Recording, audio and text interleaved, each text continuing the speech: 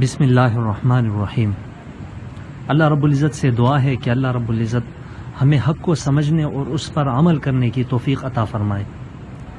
یہ بات جو میں کہنے جا رہا ہوں یہ جواب ہے ان لوگوں کے لیے جو حضرت امیر معاویہ رضی اللہ تعالیٰ عنہ کو حضرت علی رضی اللہ تعالیٰ عنہ کا ذاتی دشمن مانتے ہیں۔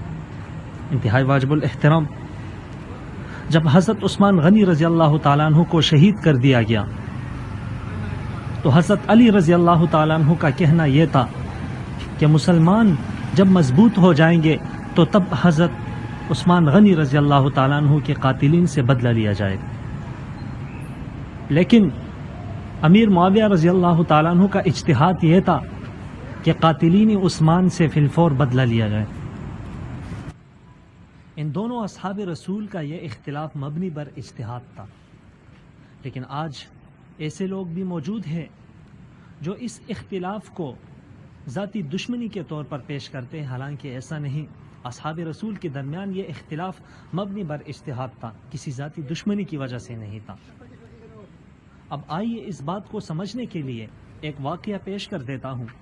کہتے ہیں کہ جب ملک الروم کو حضرت علی رضی اللہ تعالیٰ عنہ اور حضرت معاویہ رضی اللہ تعالیٰ عنہ کے اس ناراضگی کا علم ہوا تو اس نے حضرت امیر معاویہ رضی اللہ تعالیٰ عنہ کے پاس ایک خط بھیجا جس میں یہ لکھا ہوا تھا کہ اگر وہ ملک الروم کا ساتھ دیں گے تو ملک الروم بدلے میں حضرت علی رضی اللہ تعالیٰ عنہ کے خلاف حضرت معاویہ رضی اللہ تعالیٰ عنہ کا ساتھ بھی دیں گے۔ لیکن جو جواب یہاں پر حضرت امیر معاویہ رضی اللہ تعالیٰ عنہ نے دیا، اگر اس جواب کو ہم سمجھ لیں تو ہماری یہ مجال پھر نہ ہوگی کہ ہم حضرت امیر معاویہ رضی اللہ تعالیٰ عنہ کے کردار پر انگلی اٹھا سکیں۔